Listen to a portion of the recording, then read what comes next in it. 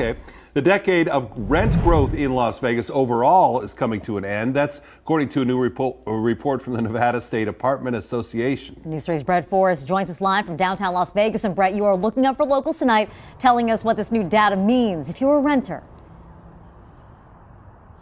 Jim, Marie, good evening. And that's right, there is some good news and bad news sprinkled into this report. I've already heard from a number of people who are upset that they just signed new leases or renewed their leases only to have rental prices drop immediately after. Now, if you are a renter, there are some things you can try to do, but I do warn you, they might be a long shot. It's the first decrease we have seen since about 2013. About 10 years. For a decade, rental rates in Las Vegas increasing continually, a factor from a large amount of people moving into the state, driving up demand. But in the fourth quarter of 2022, rent finally dropping 1%. I would speculate that the vacancy rate is one of those contributing factors. We're at roughly 8.5% vacancy rate right now.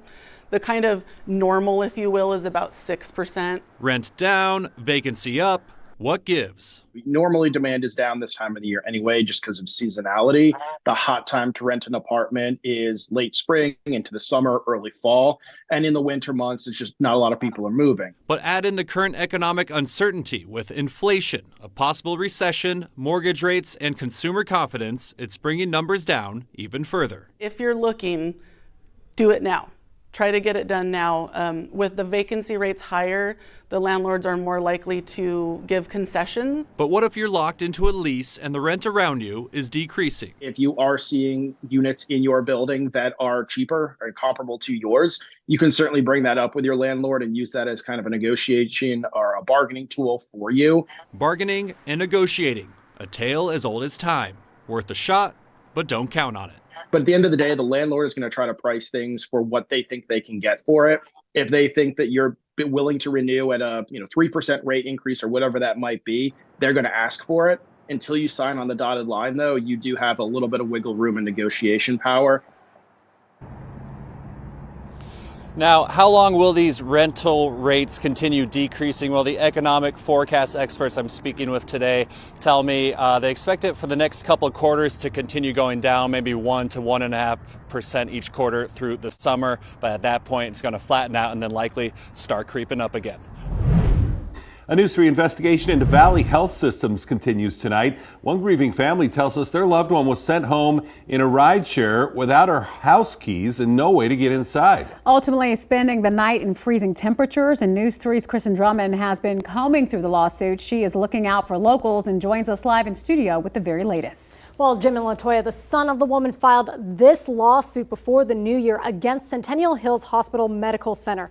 He claims staff inappropriately discharged his 87-year-old mother, placing her in a rideshare in the middle of the night without contacting him or her caretaker. The son claims that decision by hospital staff ultimately started a chain reaction that caused him to not only lose his mother, but the family to lose their grandmother and great-grandmother.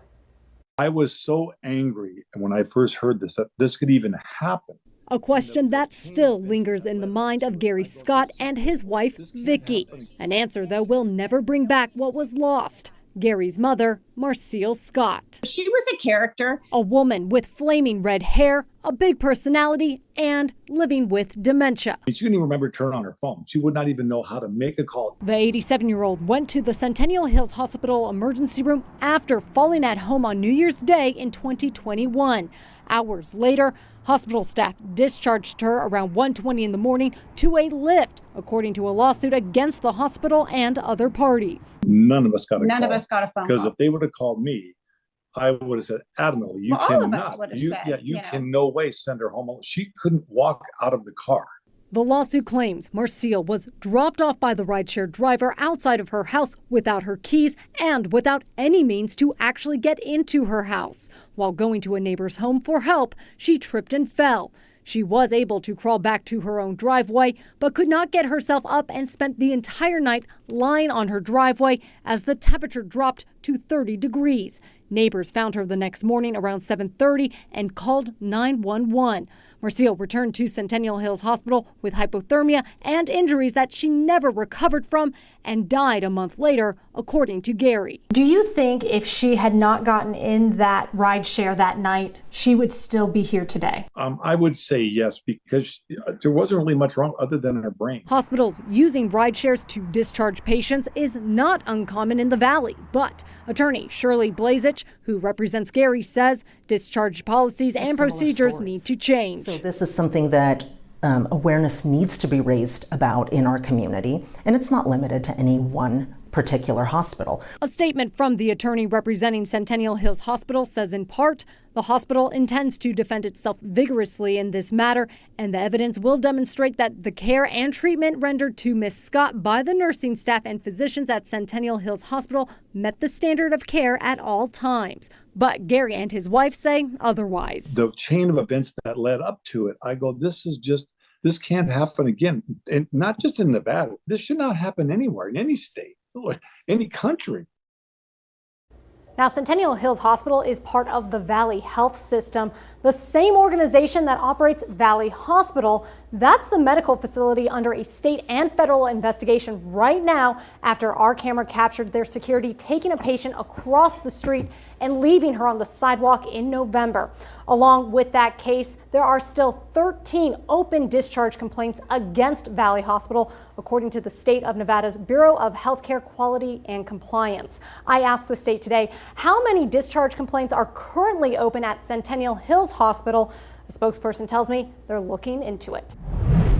It's an international problem that's found a foothold here in Southern Nevada, according to the nonprofit Kids Not For Sale. Over 5,600 children in our state are victims of sex trafficking. And to help spread awareness, today is National Wear Blue Day. In tonight's Operation Crime and Justice report, News 3's Denise Ross shares one man's mission to save our kids.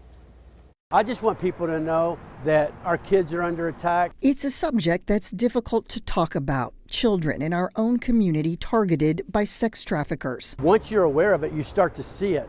You start to identify it. But for Kevin Malone, it's a problem too big to ignore. As founder of the nonprofit Kids Not For Sale, he's teamed up with NFL quarterback Derek Carr to spread awareness, both online. Kids are not for sale. And on billboards. Throughout January, you'll see signs like this in and around the resort corridor, highlighting a dark secret along the world-famous strip. About 80% of all the kids that are being bought for sex are from Clark County. There's a lot of kids being brought in from different cities, LA, all over the country for different major events. But this is a nightly, weekly occurrence because there's so many tourists. And Malone says the criminal element understands one sickening fact. They can only sell a drug or a stolen handgun once, but a person can be sold several times a night. Now, Metro Police are applauding Malone's efforts at prevention and education. The average age is right around 15 for us, but we see them as young as 11. I mean, we've had 11, we've had a couple 13-year-olds this year. Captain Noel Roberts says arresting sex traffickers is now the main focus of Metro's Vice Unit.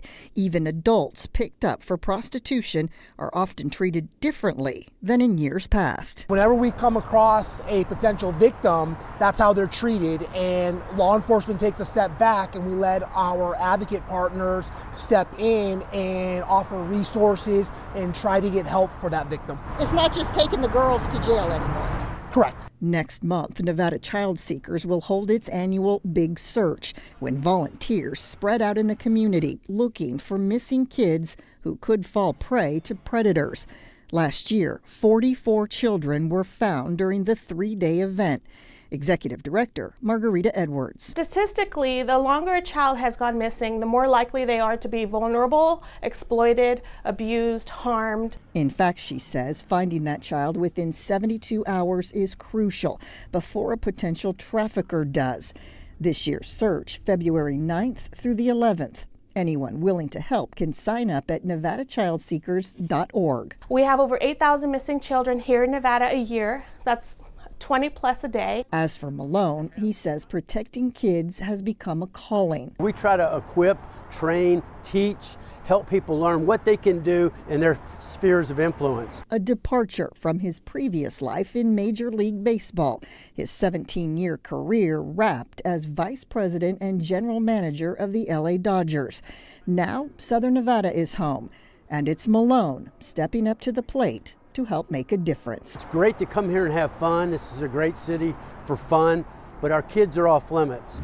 Hi everybody, I'm Reed Cowan from News 3 Las Vegas. We want to thank you for checking out our YouTube channel. Remember, you can always see more of our videos by clicking on the video links. And also don't forget to click that subscribe button so that you don't miss out on any of our YouTube updates. Thanks for watching.